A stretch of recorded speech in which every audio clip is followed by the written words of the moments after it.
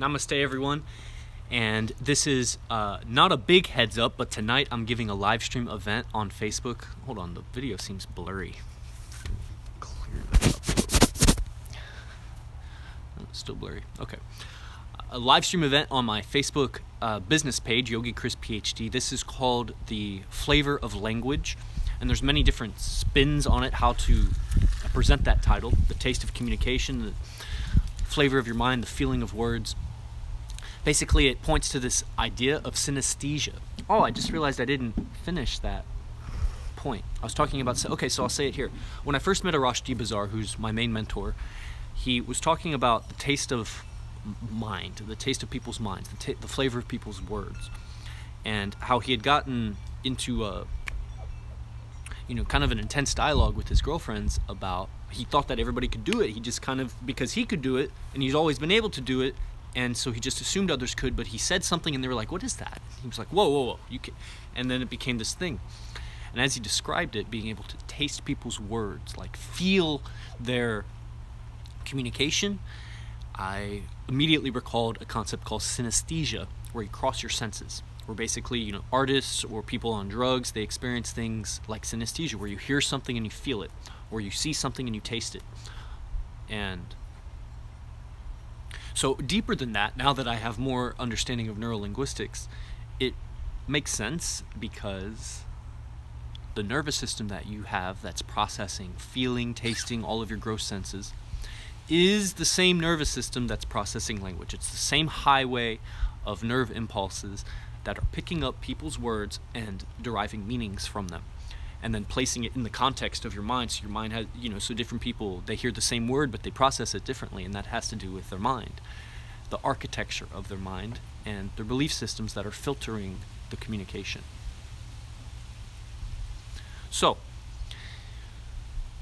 really the idea of the flavor of language, which is, again, it's tonight, it's only $20. It's 60 minutes of a talk and then 30 minutes of Q&A.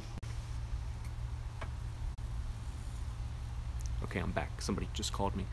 You can go to ninthone.com and see it on the events page, or you go to the Facebook business page and sign up for it there.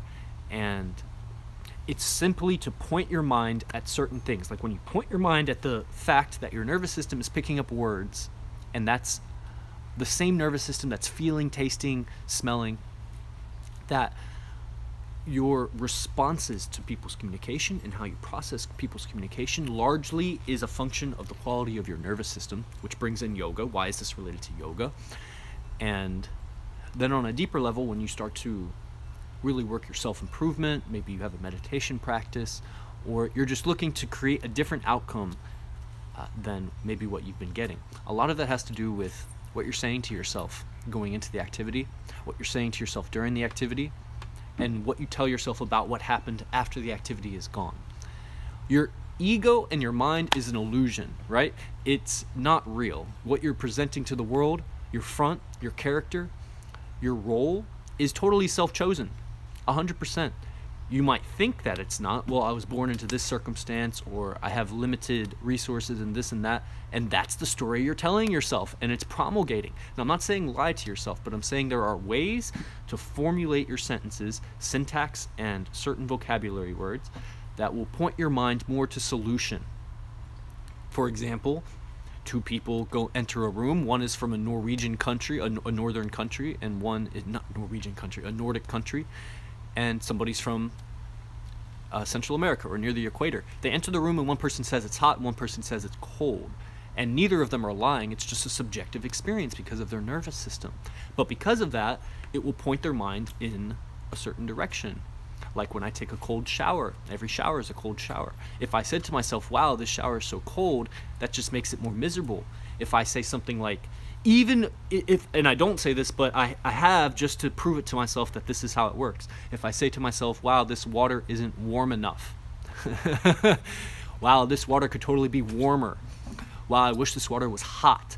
Those sentences all have the word warm, hot in them. So it's pointing my mind to warm and hot. If I said it's cold, it just makes it colder. And so where you're pointing your mind has to do with words. And the words you're using is they're growing. They're growing your awareness around that subject. If I kept saying to yourself, if I kept saying hate, hate, hate, hate, hate, hate, it would grow. But if I say love, acceptance, love, acceptance, love, acceptance, love, it grows that idea in your mind. And so it's imperative that you become aware of the words you're saying to yourself silently. The silent words. The externalized words, those are obvious and easy. And that's the initial gateway into the mind. To rearrange the words that you're saying out loud, to transmute, transform the sentence structure and the vocabulary, and feel the effect. Like if I say, the common one is the and, even though, but I just said a whole bunch of things, and I'm going to go on in this tangent and talk about something over here. Even though I was talking about something else, I'm going to talk about this thing over here, but I'd like to change the direction back over here. And even though I'm using a language pattern right now, and you know that's what's going on, which means that if all I needed to do to get your attention was to change the direction of my communication, but I had a resistance to learning how to change the direction of my communication, then my communication would be less effective. Even though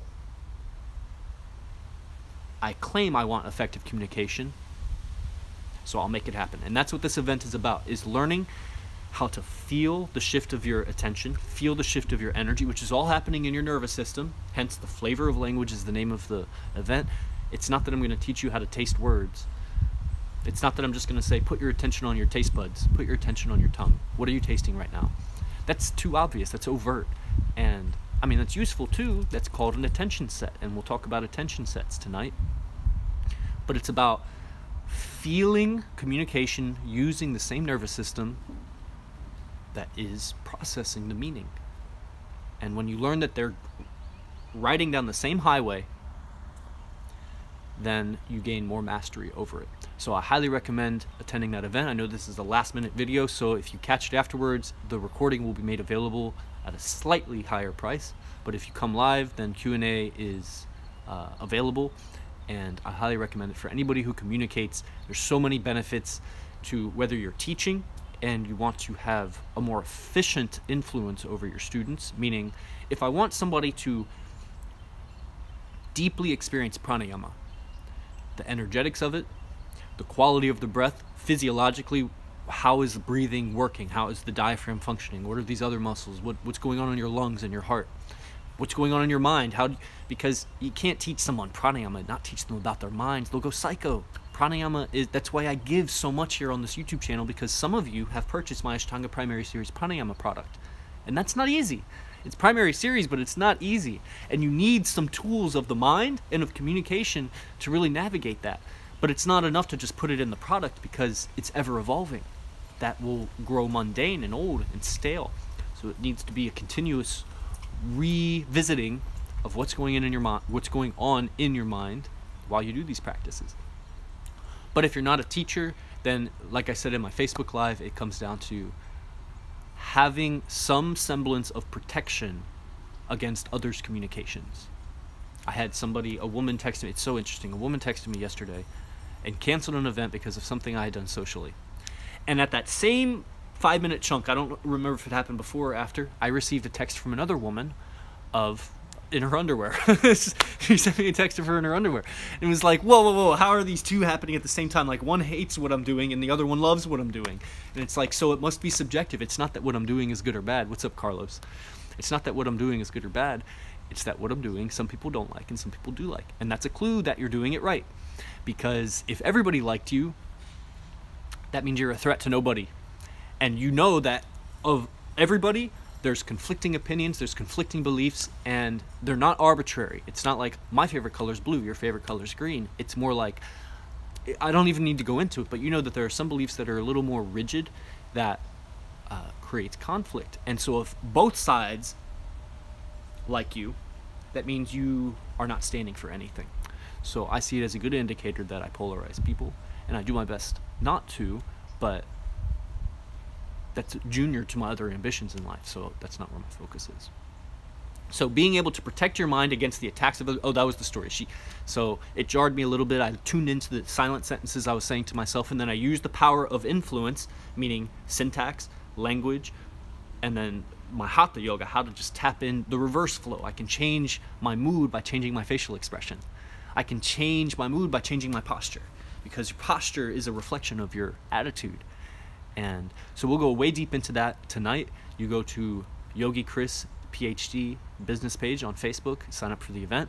If you can't make it live, it's 7 to 8:30 Central Standard Time, then the recording will be provided. You don't need to be live. I have a syllabus of what I'm going to be covering, and it's going to be powerful for anybody. If you communicate with friends, family, employer, employees, yourself if you meditate, or students, so on. This is going to be of great benefit for you. I know that people pay much less than they think something's worth, and what I'm going to give you is worth $200, and I'm only charging $20. So join, don't. I hope you found this helpful. Comment below. Subscribe to the channel if you're just seeing this and you're not part of the channel, and I hope to see you on the event tonight, and I'll catch you next time. Namaste.